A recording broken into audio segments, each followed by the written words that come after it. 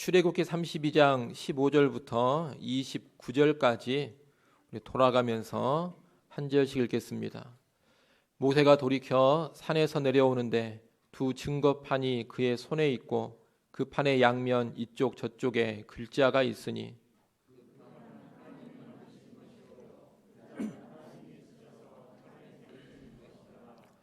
여호수아가 백성들의 요란한 소리를 듣고 모세에게 말하되 진중에서 싸우는 소리가 나나이다.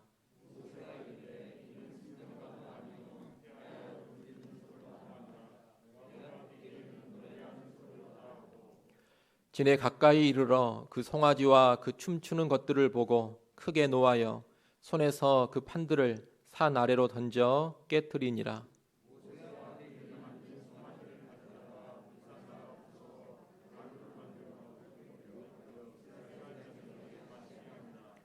모세가 아론에게 이르되 이 백성이 당신에게 어떻게 하였기에 당신이 그들을 큰 죄에 빠지게 하였느냐.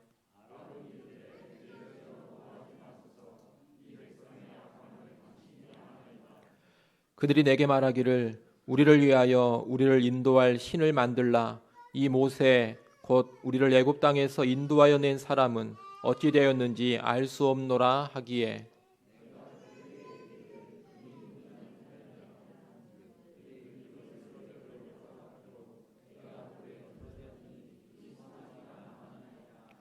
모세가 본즉 백성이 방자하니 이는 아론이 그들을 방자하게 하여 원수에게 조롱거리가 되게 하였음이라.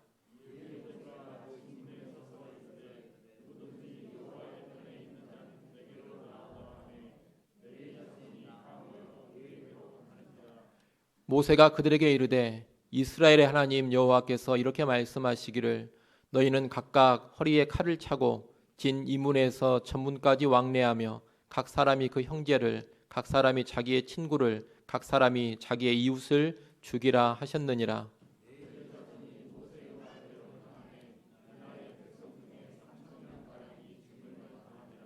같이 봅니다. 모세가 이르되 각 사람이 자기의 아들과 자기의 형제를 쳤으니 오늘 여호와께 헌신하게 되었느니라. 그가 오늘 너희에게 복을 내리시리라. 아멘. 우리는 지난 시간에 모세의 중보를 통해서 백성을 진멸하시려는 하나님께서 마음을 돌이키신 것을 봤습니다. 오늘 본문은 하나님께 중보했던 모세가 이제 시내산에서 내려와 행한 일들을 보여주고 있습니다.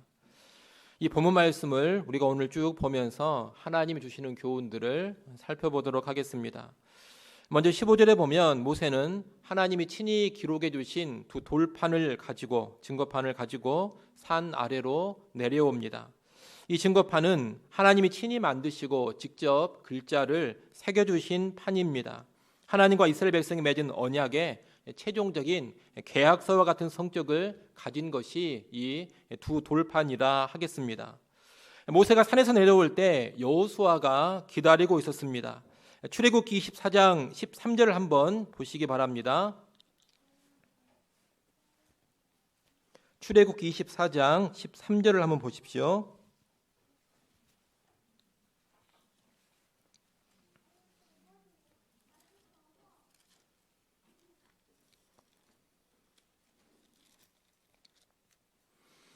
거기 보면 모세가 그의 부하 여호수아와 함께 일어나 모세가 하나님의 산으로 올라가며 이렇게 되어 있습니다. 모세가 여호수아를 데리고 시내산으로 간 겁니다. 함께 시내산으로 가서 여호수아는 산 중턱에 머물렀습니다. 그리고 모세는 계속해서 산 정상으로 올라가서 여호와 하나님을 만나 뵙고 하나님이 주시는 성막에 관한 말씀을 쭉 들은 겁니다. 그리고 여호수아는 산 중턱에서 40일 동안 혼자서 모세를 기다린 겁니다. 우리가 여기서 여호수아의 신실함을 보게 됩니다. 여호수아는 40일간 혼자 있으면서 모세를 끝까지 기다렸습니다. 모세가 내려올 때까지 끝까지 기다렸다가 모세가 내려오자 함께 산에서 내려온 겁니다.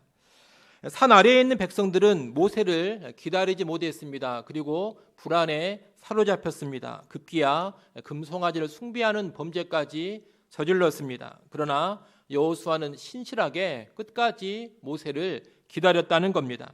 여호수아가 다른 이스라엘 백성들과는 다른 믿음의 소유자라는 것을 우리가 여기서 보게 됩니다. 믿음의 사람은 불안이라든가 두려움 이런 것으로 요동하지 않고 끝까지 기다릴 것을 기다릴 줄 아는 사람입니다. 이 사실을 다시 한번 여러분이 잘 기억하시면 좋겠습니다. 모세가 여호수아를 만나서 함께 산 아래로 내려오자 이스라엘 백성의 진중에서 아주 요란한 소리가 들려왔습니다. 여호수아는 이 소리를 싸우는 소리로 인식을 했습니다. 최고 지도자인 모세가 없는 사이에 다른 부족들이 이스라엘 백성을 공격해가지고 전쟁이 벌어져서 나는 그런 소리로 여호수아는 인식을 한 겁니다. 하지만 모세는 이 소리가 전쟁과는 상관이 없는 소리요, 자기가 듣기에는 노래하는 소리다, 그렇게 말합니다. 이미 하나님께로부터 백성의 범죄의 사실을 들었기 때문에 이 소리를 이런 식으로 쉽게 이해할 수 있었던 것 같습니다.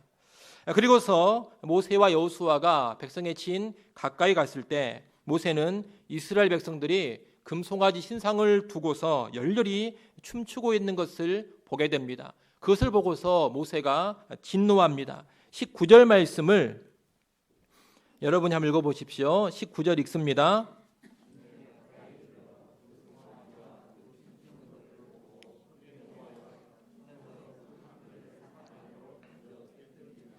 아멘. 모세는 백성이 우상 숭배하는 모습을 보고 크게 진노하였다 그럽니다. 이 크게 진노했다라는 말은 10절에서 하나님과 연관해 사용된 진노하여라는 말과 똑같은 말입니다. 하나님이 백성의 행태를 보시고 진노하셨는데 모세도 그 모습을 보고 크게 노했다는 겁니다. 여러분이 모세가 시내산 위에서는 하나님께서 백성의 범죄에 대해 알려주셨을 때 백성을 멸하지 말아달라고 간절히 호소하며 중보했습니다. 그런데 막상 내려와서 이 백성의 범죄하는 현장을 보고서는 하나님이 진노하신 것처럼 크게 분노했다는 겁니다. 이것은 그만큼 백성들의 죄가 심각했음을 보여줍니다. 아마 이 백성들이 금송아지 신상 앞에서 음주 가물을 즐기며 성적으로도 아주 난삽한 행동을 했던 것으로 보입니다. 산 위에서는 백성을 위해 중보했지만 직접 내려와 가지고 이 모습을 보고 있노라니 그 죄 짓고 있는 모습이 너무나도 참담했던 겁니다. 그래서 모세에게 아주 큰 분노가 일어났습니다. 급기야 모세는 분노 가운데 하나님 주신 증거의 두 돌판을 던져서 깨트려 버립니다. 여러분, 이 증거판을 깨트려 버린 것은 모세가 분노 가운데 흥분을 해가지고 실수한 것이 아닙니다. 가령 이 사건을 모세의 실수로 보려는 사람들도 있습니다만 그것은 합당한 생각이 아닙니다. 모세가 분노 가운데 지금 정신을 잃어버리고 그냥 흥분해가지고 이런 일을 한 게 아니라는 겁니다. 모세의 이 행동은 뭘 보여주는 것이냐? 언약의 파기를 보여주는 상징적인 행동입니다. 앞서 말씀드린 것처럼 이 두 개의 증거판은 언약 체결의 계약서 또는 보증서와도 같은 역할을 합니다. 그런데 이 증거판을 깨트려 버렸다는 것은 하나님과 백성 사이에 맺은 언약이 파기되어 버렸다, 언약이 깨져 버렸다, 이것을 알려주는 겁니다. 하나님과 이스라엘 백성이 맺은 언약은 이스라엘 백성의 율법에 대한 순종을 조건으로 하고 있습니다. 이 백성이 하나님이 주신 율법에 순종하겠노라고 맹세를 했습니다. 그리고 계속해서 그 율법에 순종해 가면 언약이 잘 유지가 될 겁니다. 율법에 대한 순종이 하나님과 사이에 맺은 언약의 조건이다, 이 말입니다. 그런데 우상 숭배라는 심각한 불순종을 자행하니 언약이 파기되어 버린 겁니다. 율법을 깨뜨렸기 때문에 언약이 파기된 것은 아주 당연한 일입니다. 그래서 모세는 증거판을 깨트려 버렸습니다. 더 이상 의미가 없는 증거판이기 때문입니다. 쉽게 말하면 한쪽의 계약 위반으로 의미가 없어져 버린 계약서를 찢어버렸다, 이렇게 이해할 수가 있겠습니다. 여러분, 이렇게 이스라엘 백성은 진멸은 당하지 않았습니다만 언약은 깨져버린 상태가 됩니다. 언약이 파기되어 버렸다는 겁니다. 이제 이런 상태에서 모세는 파기된 이 언약의 관계를 어떻게든 다시금 회복을 시키려고 합니다. 비록 진멸당하지는 않았지만 하나님과 아무런 상관이 없는 백성이라면 무슨 의미가 있겠습니까? 육체적으로는 죽임을 당하지 않았습니다. 그런데 이제 언약 백성이 아닙니다. 하나님과 무관한 백성이라는 겁니다. 그러면 아무런 의미가 없다라는 겁니다. 모세가 이것을 잘 알았습니다. 여러분, 진정한 축복은 하나님의 언약 안에 들어가는 겁니다. 여호와가 우리 하나님이 되시고 우리는 주의 백성, 주의 자녀가 되는 것, 이것이 언약인데 이 언약 안에 들어가는 것이 참된 축복이라는 겁니다. 하나님이 함께해 주시지 않으면, 하나님이 우리 하나님이 되시지 않으면, 우리가 주의 자녀, 주의 백성이 되지 않으면 이 세상에 다른 그 어떤 것을 보장받는다 하더라도 그것은 진정한 복이 될 수가 없습니다. 그래서 모세는 언약을 회복하기 위한 조치를 취해가는 겁니다. 오늘 본문으로부터 시작해서 이제 출애굽기 34장까지의 내용이 다 그 내용입니다. 깨져버린 하나님과의 언약 관계를 다시 회복시키는 모습이라는 겁니다. 이러한 내용을 우리가 앞으로 계속해서 볼 겁니다. 일단 여기서 하나 우리가 배울 것은 그겁니다. 그저 몸이 살고 육체적으로 안전한 것이 전부가 아니라는 겁니다.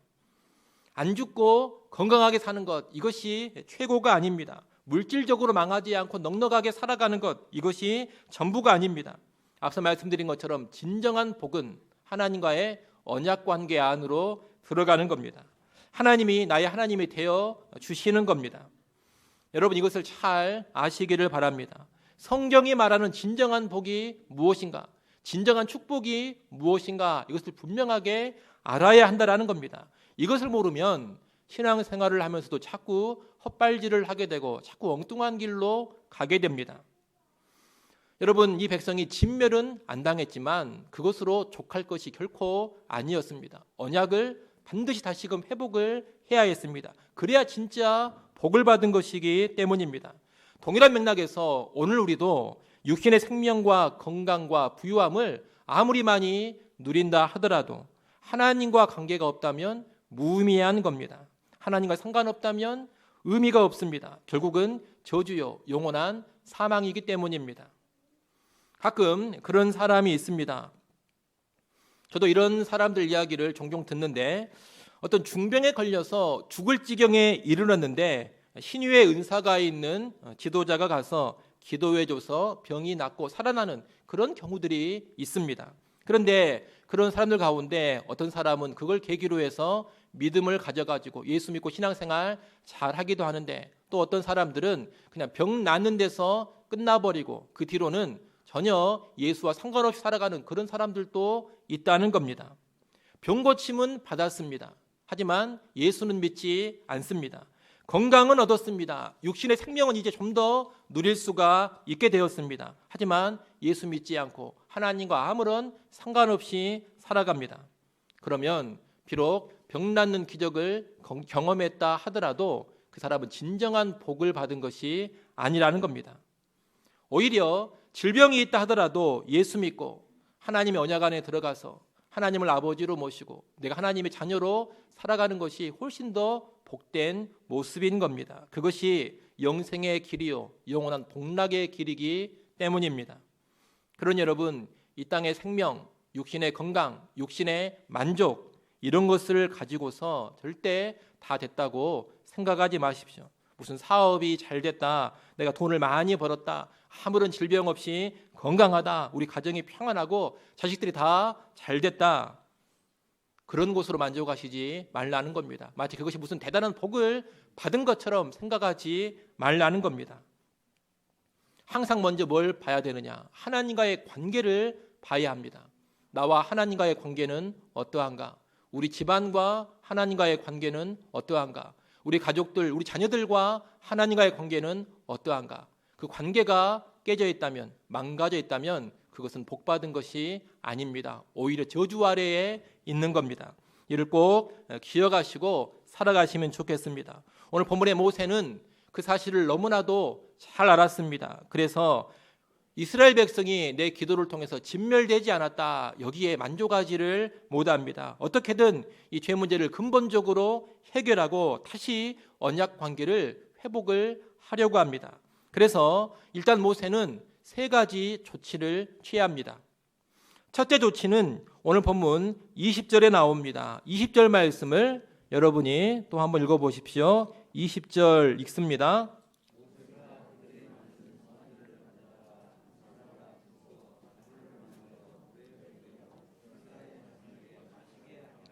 아멘. 모세는 금송아지 우상을 불살라서 가루로 빻아버립니다. 그리고 빻은 가루를 물에 섞어가지고 이스라엘 백성들로 하여금 마시우게 합니다.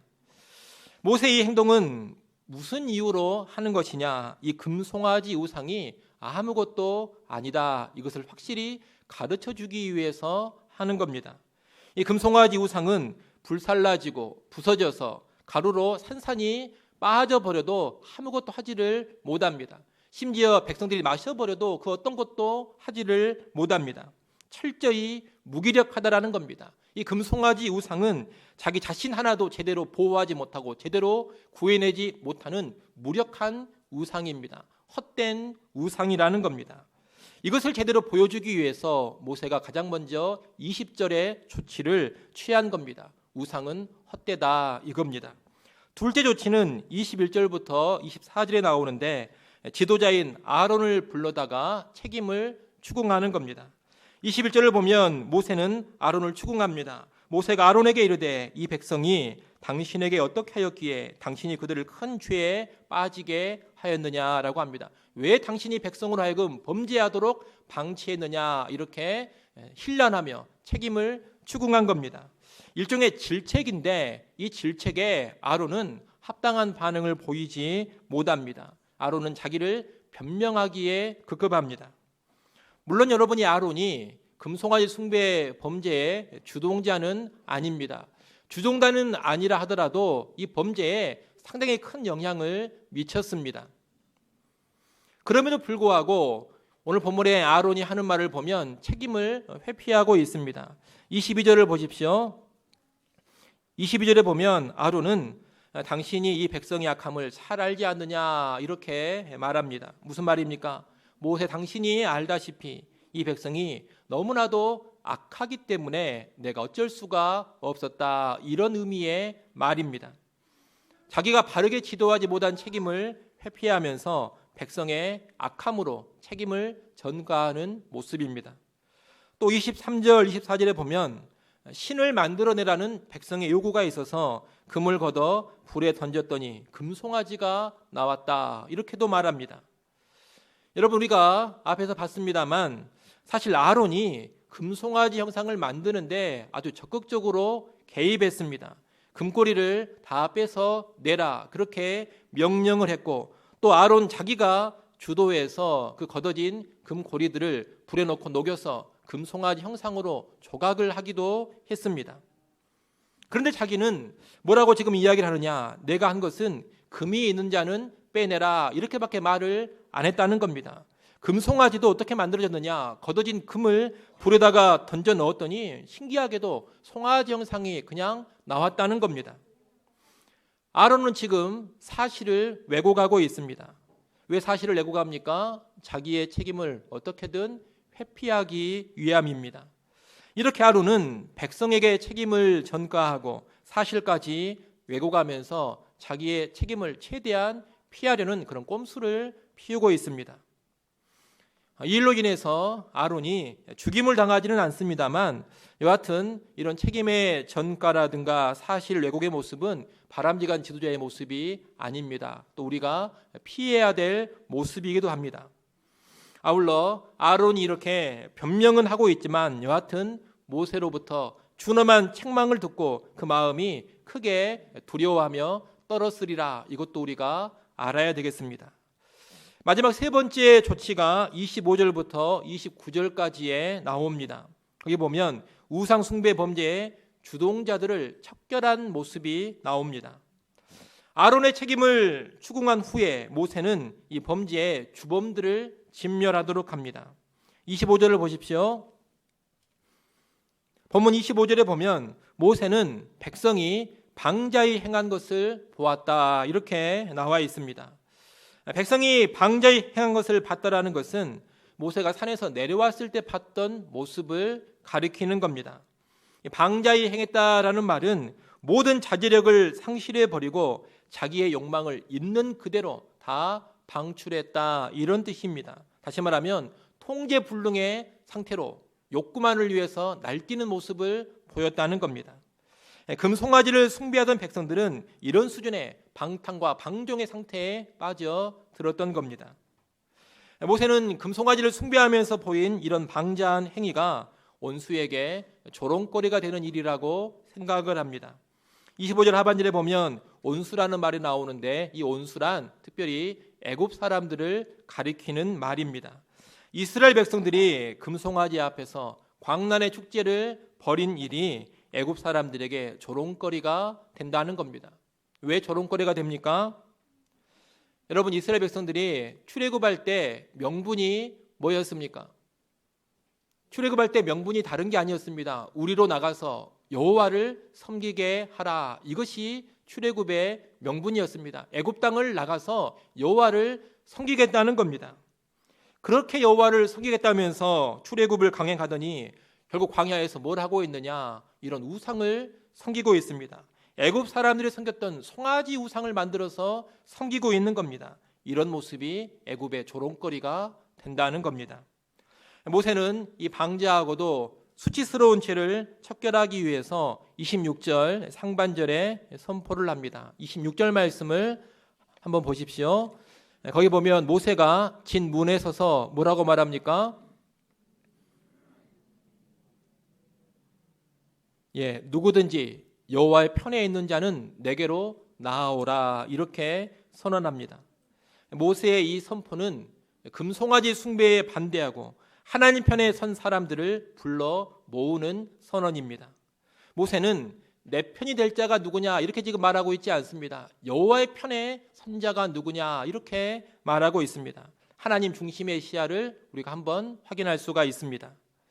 모세의 이런 선언에 누가 응하느냐? 레위 지파 사람들이 응합니다. 모든 백성이 나오지 않았습니다. 모든 백성이 나오지 않고 레위 지파 사람들만 나왔습니다. 레위 지파만 이렇게 반응하고 있다는 것은 아직 이 백성들이 금송아지 숭배에 대한 철저한 회개를 하지 않고 있음을 보여주는 겁니다. 우리는 이 백성이 지금 철저히 회개하지 않고 있음을 아론의 모습을 통해서도 봤습니다. 아론이 두려워하는 마음, 떨리는 마음은 가지고 있었지만 자기 죄를 100% 인정하지 않습니다. 책임을 회피하려고 하지 않습니까? 아론만 그런 게 아닙니다. 다른 이스라엘 백성도 태반이 그러합니다. 여러분, 사실 이 모세가 산에서 내려와 가지고 금송아지 숭배로 크게 만족하고 있던 백성에게 무슨 일을 한 것이냐면 백성의 입장에서 보자면 찬물을 끼얹어 버리는 일을 한 겁니다. 분위기가 좋았습니다. 모든 백성이 신이 나서 뛰며 흥분 상태로 즐기고 있었습니다. 너무나 좋았습니다.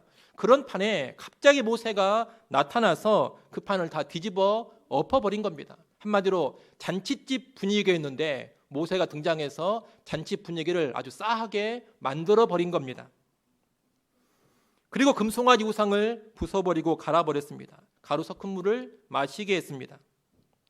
최고 지도자인 모세가 행하고 있기 때문에 어쩔 수 없이 따르고는 있지만 지금 대다수 백성들은 어안이 벙벙합니다. 기분이 언짢은 백성들도 있고 어떤 백성들은 아주 심한 반감과 적개심을 가지고 있을 수도 있습니다. 이런 가운데 금송아지 숭배를 반대하고 여호와 편에 설 자를 모으니 누구만 반응을 한 것이냐? 레위 지파 사람들만 반응을 한 겁니다. 이것은 현재 레위 지파 사람들이 다른 백성들보다는 회개하는 모습이 더 탁월하고 그리고 영적으로 더 깨어 있음을 보여주는 겁니다. 물론 이 레위 지파 사람들도 금송아지 숭배에 동참을 했습니다. 하지만 모세가 처리하는 일련의 과정을 거치면서 그들은 죄악을 확실하게 깨닫고 돌아섰습니다. 그리고 이제 금송아지 우상이 아니라 확실하게 여호와 편에 서기로 결단을 하고 나온 겁니다. 대다수 백성은 머뭇거리고 있을 때 이 레위 지파 사람들이 확실한 영적 반응을 보였다 이렇게 말할 수가 있겠습니다. 모세는 이 레위인들을 향해서 이스라엘의 온 진영을 다니면서 범죄한 자들을 도륙하라 그렇게 명합니다. 이 과정에서 자기의 형제나 친구나 이웃을 배려하지 말라고 합니다. 그리고 레위 자손은 모세가 명한 그대로 행합니다. 이를 통해서 이스라엘 백성 가운데 3,000명 정도가 죽임을 당하게 됩니다. 이 죽임당한 3,000명은 그냥 막무가내로 죽임당한 게 아닙니다. 죽임당한 3,000명은 우상숭배 범죄의 주동자들입니다. 특별히 이들은 단순한 주동자일 뿐만이 아니라 금송아지를 불사르고 1년의 문책 조치를 단행할 때까지도 반성의 기미가 없이 적대적으로 있었던 사람들입니다. 무조건 다 죽인 게 아니라는 겁니다. 회개하지 않고 계속해서 반감과 적대감 가운데 있던 그런 주동자들을 레위 사람들이 가서 다 도륙을 해버린 겁니다. 금송아지 숭배의 큰 책임이 아론에게도 있었습니다. 하지만 아론을 죽이지는 않았습니다. 우리가 이것만 보더라도 조금이라도 범죄에 동참했다면 다 죽여버린 것이 아님을 알 수가 있습니다. 누구를 죽인 것이냐? 오늘 본문에는 구체적으로 나와 있지 않고 3,000명을 죽였다 이렇게만 되어 있는데 주동자들 그리고 끝까지 회개하지 않고 반감 가운데 있던 그런 사람들을 레위 사람들이 가서 도륙을 한 겁니다. 이렇게 3,000명의 완악한 범죄자들을 인정사정 없이 처단을 했는데 어찌 보면 이것이 참 잔인해 보이기도 합니다. 하지만 역으로 이것은 이들의 죄악과 완악함이 얼마나 심각했는지를 잘 보여주는 겁니다. 이렇게 도륙당할 정도로 심각한 죄악, 심각한 완악함이었다는 겁니다. 모세는 이렇게 완악한 범죄자들을 척결한 레위 지파 사람들에게 복의 선언을 합니다. 29절 말씀을 여러분이 한번 읽어보십시오. 29절 말씀 읽습니다.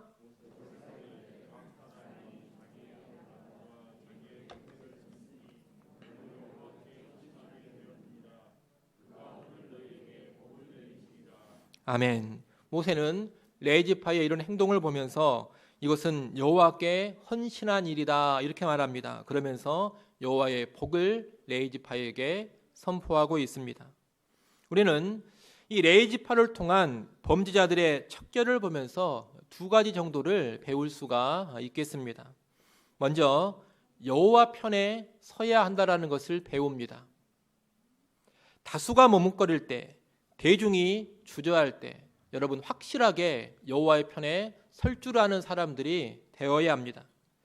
금송아지 편에 서지 않았다. 여러분 이것으로만 만족을 하면 안 됩니다. 나는 금송아지 편이 아니다. 여기에만 만족하면 안 된다는 겁니다. 보다 더 적극적인 모습을 보여야 합니다. 어디에 서야 합니까? 여호와의 편에 서야 합니다. 확실하게 여호와 편에 서야 한다는 겁니다. 그런데 이런 사람은 언제나 소수입니다. 오늘 본문에도 보면 전체 이스라엘 백성 가운데 레위 지파만 반응을 했습니다. 여러분 이스라엘 백성이 모두 몇 개의 지파입니까? 이스라엘 백성은 보통 12지파라 그렇게 이야기합니다. 만약 요셉 지파가 에브라임 지파와 므낫세 두 지파로 나누어진 것까지 감안하면 레위 지파까지 포함해서 모두 13지파가 됩니다.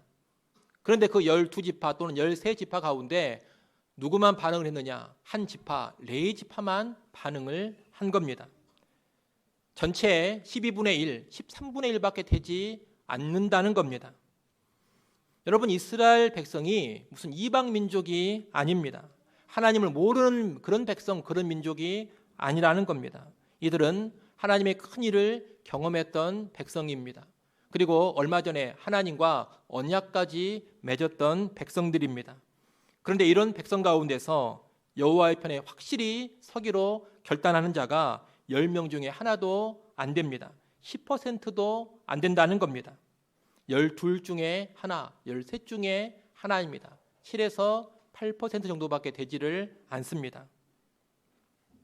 무슨 말입니까? 언제나 확실하게 여호와 편에 서는 사람들은 이렇게 소수라는 겁니다. 적은 무리입니다. 하지만 이런 적은 무리, 소수가 하나님의 일을 제대로 감당하는 겁니다.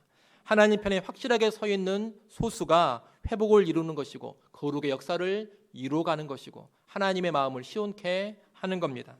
이것을 아시고 여러분도 하나님 편에 확실하게 서는 그런 소수가 될 수 있기를 바랍니다. 여러분, 세상이냐 하나님이냐, 돈이냐 하나님이냐 그럴 때 확실하게 하나님 편에 서십시오. 하나님과 세상 사이 가운데 서가지고 머뭇거리지 말라는 겁니다. 그래도 나는 세상을 그렇게 사랑하는 사람은 아니야, 나는 돈을 그렇게 좋아하는 사람은 아니야, 이 정도로 만족하시지 말라는 겁니다. 거기에 머무르면 안 됩니다. 어디로 나가야 됩니까? 하나님 편으로 확실하게 나가야 됩니다. 확실하게 하나님을 사랑해야 되고 뜨겁게 하나님을 사랑해야지 밋밋하게 있어서는 안 됩니다. 여러분, 세상과 하나님 사이에, 돈과 하나님 사이에 어정쩡하게 계시지 마시고 회색지대에 있으려고 하지 마시고 무슨 박쥐처럼 살려고 하지 마시고 확실하게 하나님 편에 서는 그런 소수로 살아가기를 소원합니다. 그래야지만 하나님께 제대로 쓰임받을 수가 있을 겁니다. 또 하나 배울 것은 철저한 하나님 중심, 하나님 제일주의의 신앙입니다. 본문의 레위인들은 혈육의 정이나 친구의 정, 이웃의 정에 얽매이지 않았습니다. 오직 여호와의 완악한 범죄자들을 아주 단호하게 처단했습니다.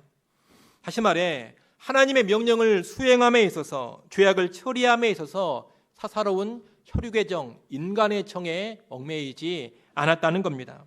이것을 보고서 모세가 뭐라고 말한 겁니까? 오늘 너희가 여호와께 헌신하게 되었다, 이렇게 말한 겁니다. 여러분, 진정한 신앙, 참된 헌신이 이런 겁니다. 참된 신앙, 진정한 헌신은 언제나 하나님 중심이고 철저하게 하나님 우선, 하나님 제일주의입니다. 물론 우리가 무조건 무슨 가족이라든가 친구를 다 내팽개쳐 버리라는 것은 아닙니다. 그런 것이 아니라 언제나 하나님을 더 앞세우라는 겁니다.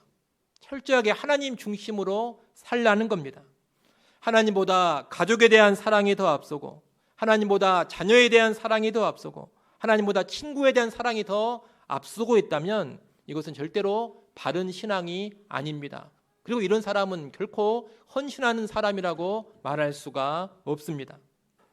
예수님께서도 누가복음 14장 26절에 이렇게 말씀하셨습니다. 무릇 내게 오는 자가 자기 부모와 처자와 형제와 자매와 더욱이 자기 목숨까지 미워하지 아니하면 능히 내 제자가 되지 못하고, 자기 부모, 처자, 형제, 자매까지 미워할 줄 알아야 한다는 겁니다. 이 미워한다는 말은 증오하라 이런 말이 아니라 더 사랑하지 말라 이런 뜻입니다. 그리스도를 가장 사랑하고 그리스도를 가장 앞세워야지만 예수를 믿고 따르는 사람이라는 겁니다. 이런 사람이 진정한 신자, 진정한 제자라는 겁니다. 여러분, 예전에 우리가 일제시대를 겪었는데 그때 독립운동하는 분들을 보면 자기의 가족이나 자기 친족이 또는 친구가 일제의 앞잡이가 되면 그를 단호하게 처단하기도 합니다. 또 독립운동하기 위해서 가족을 뒤로하고 만주나 연해주로 떠나서 남은 가족이 많은 고생을 하기도 합니다. 때로는 조선 땅 안에 있으면 남은 여생을 편안하게 살 수 있음에도 불구하고 독립운동을 한다면서 온 가족을 이끌고 만주 지역 같은 데로 이주를 해가지고 온 가족이 평생토록 고생하면서 살기도 합니다. 그런 대표적인 집안이 이혜영 씨 집안이라고 말할 수가 있겠습니다. 이 우당 이혜영 선생의 집안이 조선 선조 때의 아주 유명한 대신이었던 오성 이양복의 후손 집안입니다. 이 조선 말에 이 우당 이혜영 선생의 집안이 조선 10대 거부 중에 하나였습니다. 이 집안이 나라를 빼앗기고 일제의 지배를 받게 되니까 어떻게 했느냐, 자기 집안 가문의 전 재산을 다 팔아서 정리하고 6 형제와 모든 일가족이 만주로 망명을 합니다. 여러분, 그때 정리한 재산이 오늘날로 환산하면 얼마 정도가 되느냐, 최소한 600억 이상이 됩니다. 600억이 넘는 돈을 다 처분해가지고 그것을 가지고 만주로 간 겁니다. 만주로 가서 그 600억이 넘는 돈을 독립운동하는 데 다 쏟아부었습니다. 그리고 가족들은 일경에게 체포되어서 고문을 당하면서 죽기도 하고 먹을 것이 없어가지고 굶어 죽기도 합니다. 독립할 때 보니까 6형제가 만주로 떠났는데 다 죽고 막내 혼자만 살았습니다. 대단한 집안 아닙니까? 근데 여러분, 우리가 이 집안을 보면서 또 무슨 우당 이혜영 선생을 보면서 참 잔인한 놈이다, 여러분 이런 말 합니까? 미쳤다 이런 이야기 합니까? 절대로 그런 말 하지 않습니다. 오히려 뭐라고 하느냐, 나라를 너무나도 사랑해서 그렇게 살았다 이렇게 평가하면서 존경하지 않습니까? 비방하지 않습니다. 욕하지 않습니다. 오히려 그의 삶에 감동을 받고 존경을 합니다. 그러면서 그들의 나라 사랑을 본받자 이렇게 말합니다. 여러분 그렇게 하고 있지 않습니까? 제대로 된 신앙이 그런 겁니다. 우리는 하나님의 나라를 가장 사랑하기에 때로 가족을 뒤로하기도 하고 가족의 아픔을 감수하기도 합니다. 때로는 자식을 포함한 온 가족의 생존이 막막한 길로 나가기도 하는 겁니다. 아들, 딸의 아픔을 감수하기도 하는 겁니다. 왜 그렇게 합니까? 하나님 나라를 가장 사랑하기에 그러는 겁니다. 또 하나님을 사랑하고 우리 주 예수 그리스도를 뜨겁게 사랑하기 때문에 그러는 겁니다. 우리가 그런 모습을 보면서 잔인하다고 욕해서야 되겠습니까? 미쳤다고 말해서야 되겠습니까? 세상 사람들은 그럴지 모르지만 하나님 나라의 관점에서 보면 존경할 만한 일이고 복받을 일이요 영광스러운 일인 겁니다. 여러분, 진정한 신앙이 무엇이고 정말로 하나님 나라를 사랑하고 하나님 나라를 위해 살아가는 모습이 어떤 것인지를 잘 알아야 합니다. 물론 우리가 무슨 이단이 되고 사이비가 되자 이런 이야기가 아닙니다. 하지만 가족을 뒷전으로 미루고 때로 가족의 아픔을 감수하면서까지 주의 일 하는 것을 무조건 이단적이라든가 또는 사이비다 이렇게 생각하는 것은 커다란 착각이라는 것을 알아야 합니다. 성경은 분명하게 뭐라고 말하느냐, 혈육의 정에 얽매이지 말라 그럽니다. 자기 부모와 처자와 자식까지 버릴 줄 알아야 할 때는 버려야 한다라고 가르쳐 줍니다. 여러분, 이것이 부담스러울지 모르겠지만 분명한 하나님의 말씀입니다. 우리는 이 말씀 앞에 엎드릴 줄 알아야 할 것입니다.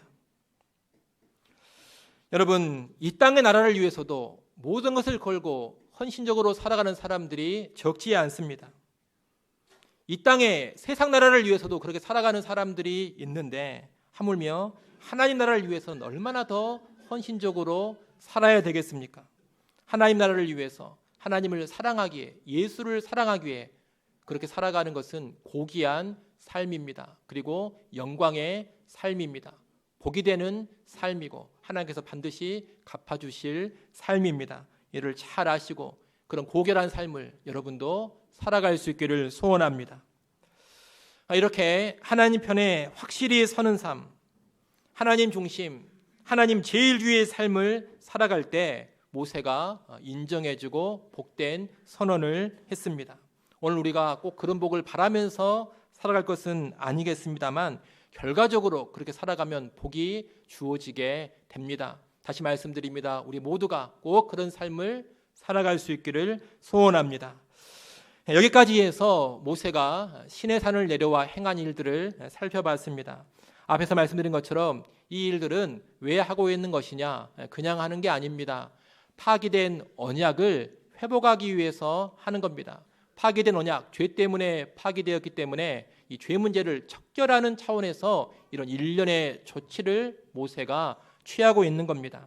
모세는 금송아지 우상을 척결했습니다. 지도자 아론의 책임을 추궁했습니다. 그리고 완악한 범죄의 주동자들을 처단했습니다.